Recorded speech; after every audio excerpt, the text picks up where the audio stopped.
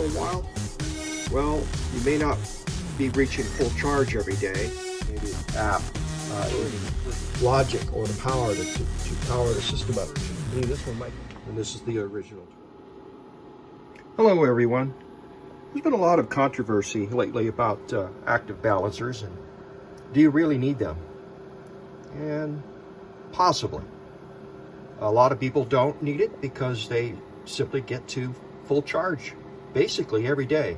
If you don't, then you start to have problems, especially if you are, say, off-grid in an area that doesn't get much sunshine, and you got a lot of bad weather for a while. Well, you may not be reaching full charge every day, and you may not want to start that generator very frequently. So if you go a couple of weeks without getting the full charge, you may not be getting your batteries in balance. And that starts to happen, you're going to start to lose capacity. And if you let it go too long, it's virtually impossible for some of these BMSs that have resistive or passive balancers, like this Daly and the Xiaojing family of BMSs. As of lately, some of the blue Dalys that have come out have a active balancer in them, but it's a 1 amp instead of the original passive balancers, which are typically around anywhere from 50 milliamps to 250 milliamps is about as high I think I've ever seen one. And the difference between those is we have active balancers such as the JK family, and you can get these all the way up to 2 amps in these, which is okay and most likely good enough for 80-90% of you. But there are people that might need actually a little more balancing power. These, with the passive, if you let things get out of hand, there's no way these things are going to get those batteries balanced if you let it sit there for a week. If it gets too far out of hand, you'd literally have to have manual intervention inside the battery to bring things up, and then things can get back to normal again. So that's something to keep in mind. But Daly, as far as I know, they have a 1 amp, and that's going to work most of the time with their new blue 100, I think they call them. And that's a good start. So what your other options are is to keep the BMS that you've got in your rack system or whatever you have, and simply augment it to an active balancer. Now there's 2 families of those. You have this type here, which is called a flying capacitor type, and there are some other little other types there, transformer or inductive, or however they work. But the primary is you have this flying capacitor, and then you have the Neey type, and these Neey type came in 2 versions. The latest version is the I believe it's the 4th generation. They have an active balancer that is controllable. The originals, and this is a generic or a clone, there's no marking on it. I've used these and they work quite well. Didn't have any problem. They seem to work just fine, just like the Neey. This one here also doesn't have the Neey marking on it too, so it might be a clone. It's a Neey is how it's actually spelled. Then you have these new types. This is an EnerKey active balancer. And these are slick. Small. They work quite well. And what I really like about them, they have a generous harness already marked with the wiring. That makes life so much nicer and nicely crimped. The only thing I do is I go in with a professional point soldering and just dab the end there to solder the lug so moisture just can't get in. So this is really, really nice. Now I'll go back to this type here. The problem with these, they don't have a control. They're an active balancer, but they're not really smart. And you need to be able to turn those on at the right point in time. So you need a controller. This one here has been rigged up. Got a switch. You could center is off. Balances all the time. And this balances now with the controller controlling it. And simply have a jumper wire going around. And this is the power lead and the voltage sensing. Notice I fused both negative and positive. Anytime you've got wires running around the battery that have some potential like that, I like to fuse things like that in case it gets snagged. Not necessarily fusing the balance wires, but I like to fuse it. And it's easy to do. You just buy these little mini fuses, solder the wire right to it, and slip some heat shrink over the outside. Protects the glass in case it gets broken. Makes it stronger and resists it from pulling out with the adhesive light heat shrink. And a good crimp on there. But that seems the way to go. The problem I don't like about these is you can get these also for 3 to 4 cell, and this is, I believe this is a 13 to 17 cell. So it's for most of us with the 48 volt system, this would work just fine. Problem is, the wires are short. So you'd have to extend this. One thing I hate having to do is extend wires. Unless you're going to put this dead center of everything, that's about the only way it's going to reach. Now the difference between the insides of these things, you've got the Neey type and the EnerKey. EnerKey, Neey type. And these have super capacitors in them. The difference between these is obviously 3 capacitors versus 4, but the total storage or capacity is equal. And it just works out that way. These are considerably smaller, slightly thinner, narrower, and less wide. So the EnerKey is really, really nice in that respect. I really, really like the leads being all done up for you. That is one of the #1 reasons, which I'll go into, why balancers don't work all the time. People can sometimes get some problems. Let's get back to these for a second. Here's the controller. You can use that with the 12 volt or the 48 volt. It'll work with either one. This controller, you need that. A lot of people say, oh, I don't need a controller, I just leave the active balancer on all the time. Some people can get away with that. Generally, no. Most of us are not that kind of lucky. You want this to turn on just slightly before the battery reaches absorb or bulk voltage. And these here you can program through an app. This has the Neey app, this has an EnerKey app. I highly suggest, they will probably work on the same one, but I found an anomaly using the EnerKey app on the Neey app. So stick to each one's designated app if for safety reasons. I had one of these kind of lock up, and when I switched it back to the EnerKey, everything worked fine. So that may have been the issue. Yeah, I don't think they're too compatible. There might be some little flaw that changes a little bit. And I don't even know if they're made in the same company. Everything is so confusing of who makes what over there. Everybody labels everything all the time. And I've seen these without a label also. I don't own any, but I think I've seen some that didn't have a label on them, unmarked. Now, another place that these things tend to foul up is people use an adapter board. This is a blow up of what it looks like. Whenever you use a balancer, don't use these. Do not use an adapter board.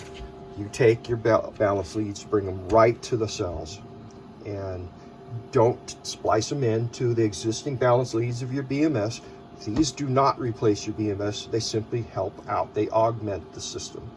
So you don't want to be splicing into your BMS leads, because it can drive some BMSs absolutely crazy.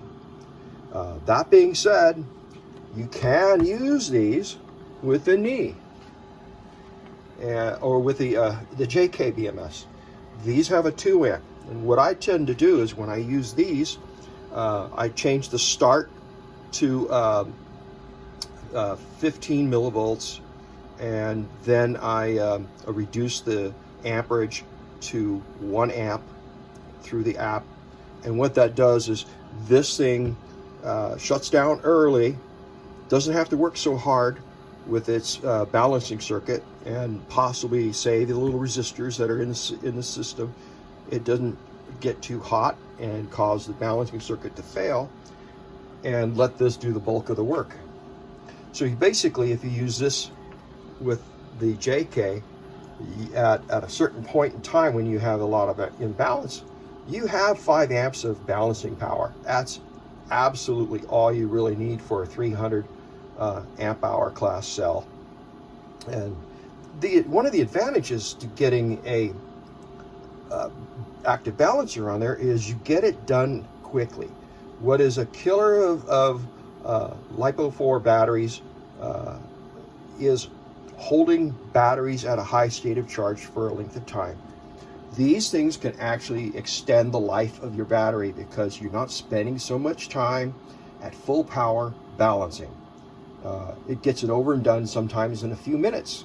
If you haven't been to full charge in, say, a week, you get back up to full charge and this thing starts turning on. You might have 5, maybe 7 minutes of balancing time before it's down to around 5 millivolts, and it's done. And that's a great thing. Your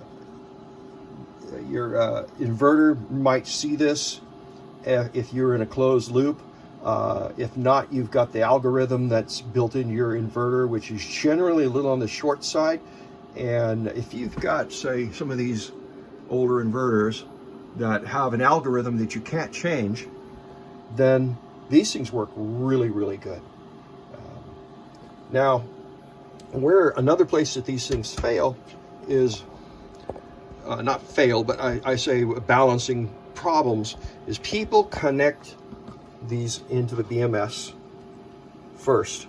Last thing you do, when you're sure that you've got all these wires connected to the correct terminal, go in, take a voltmeter, check that it's ascending all the way up, and making sure that you've got the wires hooked up as they should be. You've got 2 black wires here. They both go on the most negative, and you're going to have wire 16 and the red wire, your positive. There's going to be, let's see if I can get over here.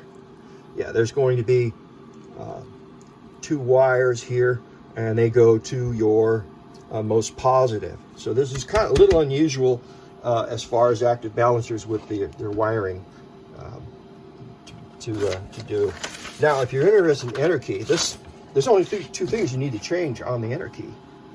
Where you go into the app, 3 things you can change in there is a stop voltage, run voltage, and state of charge. Or I'm saying amp hours. They have state of charge. It's not really correct way of putting it, but you either have a 300 or a 280. This really doesn't make much difference in these, because the default that they have in there will work. The thing is these are set up for running really small systems too, and because of the balancing current, it can overshoot, and they see that and correct that with a small amp hour battery. It's a little more intuitive, and making sure that it doesn't overcorrect. So that's why they've got that. Get this out of here. Anyways, let's see. We got an example of how it would look. Here's a battery, all assembled, one of 4, and got the balancer sitting right here. You'll note that there's a blue light flashing. That means it's active and ready. When the blue light is flashing or is not flashing and it's solid, that means it's connected to your app. There's a second light right above that, and that'll turn green when it's actually in balancing. It's then there's a red up at the top, and you don't want to see red. That means something's gone wrong. Now you see how these are kind of crossed. If you do it differently than I do, or a different way of running your BMS, my BMS is actually strapped on there backwards because it just worked out better that way. So this would not be swapped in yours with those crossed over. They'd just be left and right, a little bit easier, if you can see that. But right here you can see there's the 2 white lugs going to the most negative, and you can see the BMS negative, 2 whites, and the BMS. You know, there's 2 wires going into the same lug there. But again, just break out the wires and let them flow. You don't have to cut. Just lay out your wires neatly. Make sure you don't snag them on the sharp edges of your terminals. And the very last thing you do is check to make sure that you have ascending voltages on the plugs before you plug it in. And you plug it in, it is live. And it'll probably start balancing right away until you change your settings. So don't let it sit there and balance. Get into the app and make your changes. So which one do I like the best? Probably right now, I'd have to say I'm partial to the EnerKey. And here's why. One, of course, it's got the wires that are already marked for you, and an eyelet's already installed. And it's smaller, and it's very inexpensive. I found them down there a little over 60 bucks on Amazon, and you could probably find them elsewhere even cheaper. The Neey is very nice, but you have to put the eyelets on yourself and install those. And actually, that's a spot where you can lose out a little bit and have problems. Bringing that up, you got to get a real good crimper. You want one that's going to curl the top down, not put a divot in it, but roll that top down on there and crimp it down really good. At this point, you would put a little dab of solder right there as it pokes through the hole. And of course, you want to make sure that you've got your shrink tube already on there. I like this clear for shrink tube because I can cut a little from my labeler, cut a little square, peel the sticky off the back first, and then cut the squares and stick it right to the lug, slide the tube over, and heat shrink that puppy down. Now you got a sealed connector. Now, believe it or not, this is where the #1 problem I've been finding with people and their balancers and their BMS is these things not crimped correctly or well enough. I take these small wires, I think they're 22 gauge, and I fold them and double it up and push it into it and then crimp it. Okay, this is a Klein, and I had to modify it so it would actually crimp the 16 to 22 barrels. It just didn't want to do it. And I always use non-insulated. Do not use the pre-insulated type. They just don't seem to crimp real well, especially on the small stuff. I like crimping down on non-insulated and then slide a heat shrink on it for the small stuff like this. And want to get a good crimper. This one here doesn't have to, 2 different levels for the legs that crimp around the wire itself. It just for a simple barrel. These are hard to find. I can't leave a recommendation for this because I've actually had to modify this one a little bit so it would do it to my satisfaction, but you may have to look around and maybe buy a few until you're happy with what you get. And the other thing you need to do is I put a little label on here, and this one here, connect this cable last. That's the most positive, has the red wire. The red on these is the one that carries the operating logic or the power to power the system up. I believe this one might be the other way around. No, that's the same thing. Red is far right. And the same thing with BMSs. Probably a little bit different on where it is. Yes, this is far left for the most positive. So when you have multiple cables that go into it, start with your most negative first, and then put the most positive in last. And reverse order when you're depowering it, taking it apart. You want to do that too. And you do that, if you're disassembling a system like this, make sure that you pull the wires out of the BMS first before you undo all the wires going to all your terminals. You can have some problems that way. Now, going back to which ones I like the best, this is 5 amps. The problem is 5 amps with a high delta. So the worse your battery's out of balance, the harder this thing works. The closer you get to balance, the more inept it gets. How effective is it? I would say this is about on the same level as a 2 amp JK. And of course you have to add that.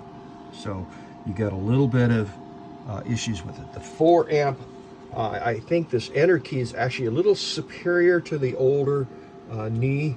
I think the algorithm for balancing is a little quicker. It has the same amperage, but it just seems to balance a little quicker.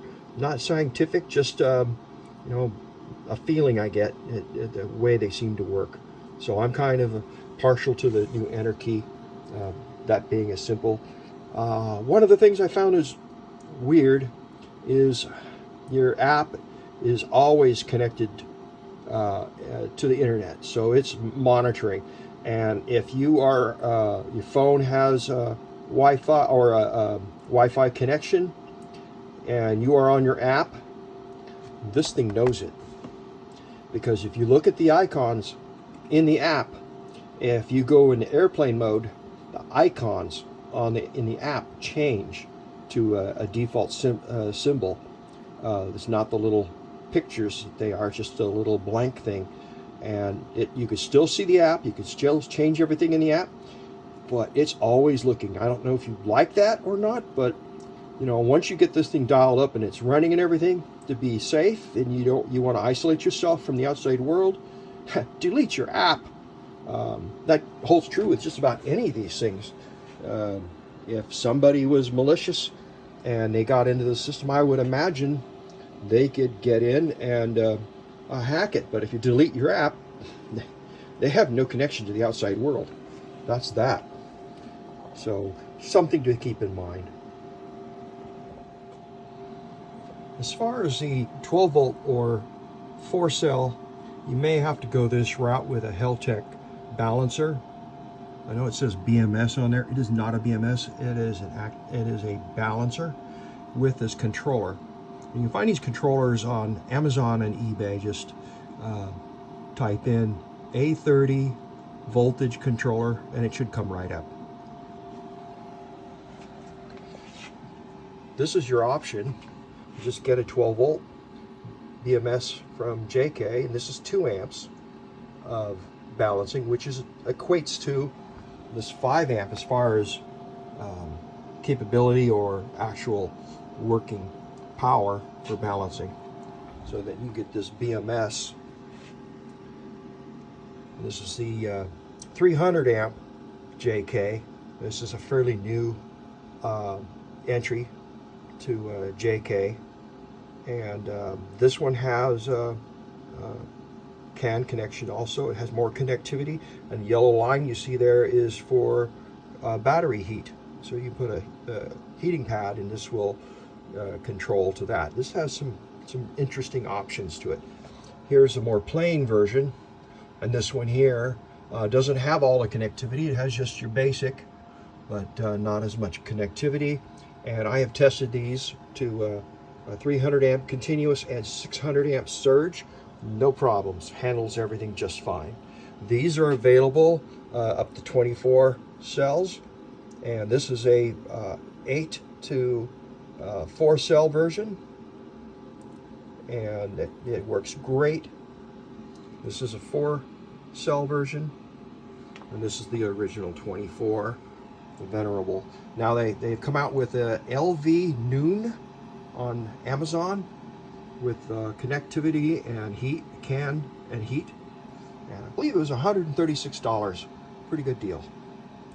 Again, these are the blue Dalys. I believe they're only 1 amp, and I don't know what kind of balancer it is, if it's a flying capacitor or a super capacitor like the Neey or the EnerKey.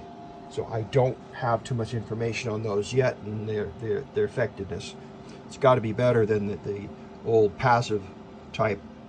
And as far as the Xiaojing, I do not know what their lineup is as far as all their balancing capabilities, but they've been around a long time. I think the up-and-coming BMSs from JK is going to be the leader in the future. They have the inverter type, which this will probably, with the new connectivity and everything, probably be good enough for most systems. Don't know how many batteries you could put in series with this. That's another question. I just don't know. So the new inverter type is version 19. So you want to be checking on your inverter type BMS that it's the newer 19 if you need it. You might just want to go with one version 19 BMS and then just use their cheaper standard. I believe their version 15 was the last one. And you can just go with those, but you have the master as a 19 and you have more options going that route. That might be the way to go. I hope this helped everybody. Talk to you guys later. Bye.